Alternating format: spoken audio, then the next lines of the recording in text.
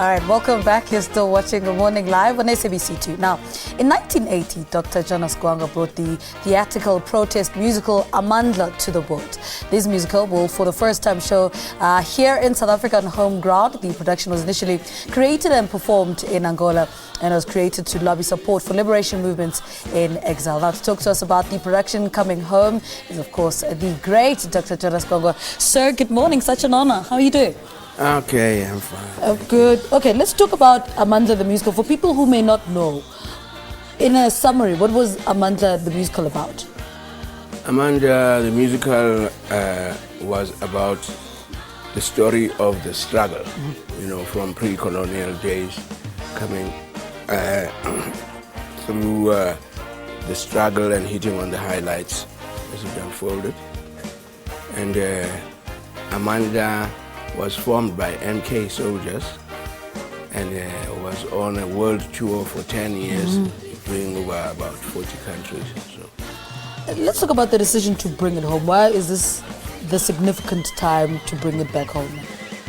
Well, I have always tried to bring it since I arrived back in 91, but I couldn't get the funds. But I commend the present Minister of Culture, Dr. Nathi,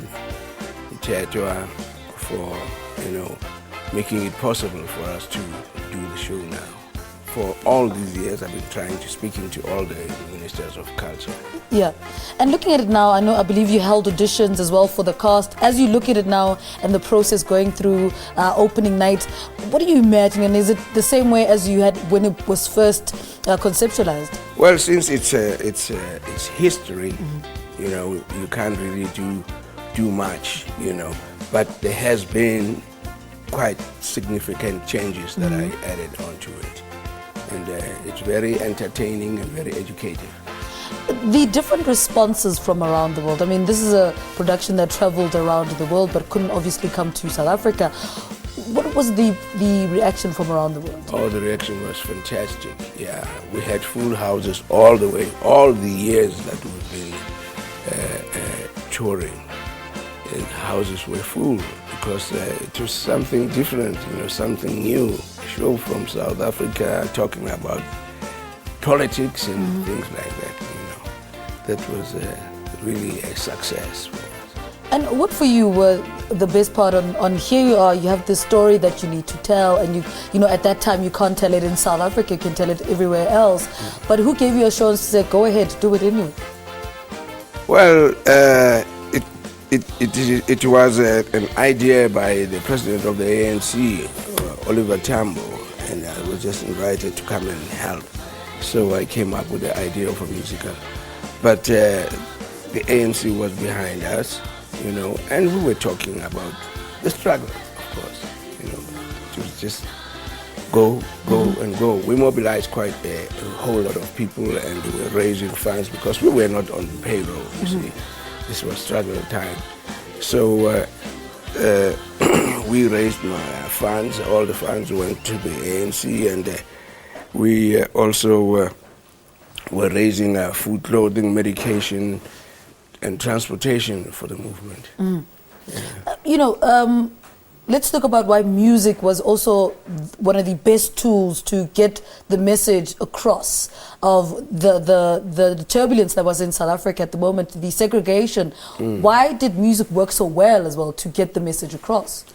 Yeah, because one, it's very good music. Yeah.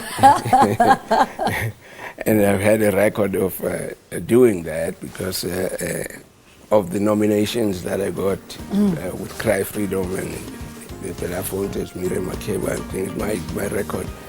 And of course, the dances, because they're all traditional dances, you see. So indigenous dances, indigenous costumes, all of that, the papers went crazy, and television and everything.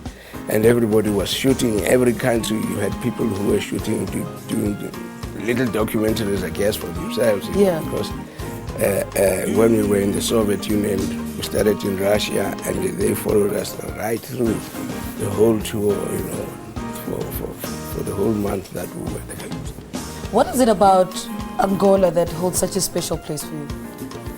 No, Angola was the training place of Mkondo Wesizwa, because all the people who were in the show were MK cadres. Like I said, it was O.R. Chambo's idea to have a cultural component with the army. So I had to work there with these people. That's where they were stationed. The war was raging and we were singing and doing everything else, but getting ready to go and attack the world, which we did. So, okay, you open when for the musical? We opened at the State Theatre on the 2nd, but it's open to the public on the 4th and 5th. If you had to go tomorrow, if opening night was tomorrow, would you be ready? What are you happy with at the moment? We could do it today. Yeah. It was possible, yeah, we're ready. What can we look forward to in this musical? People who have never even, imagined watching Amandla. Firstly, the music is good, like I said, and secondly, the dances.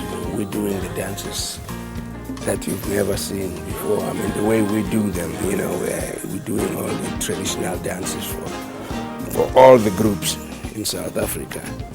And the story is how we tell it. That's also something enticing with it.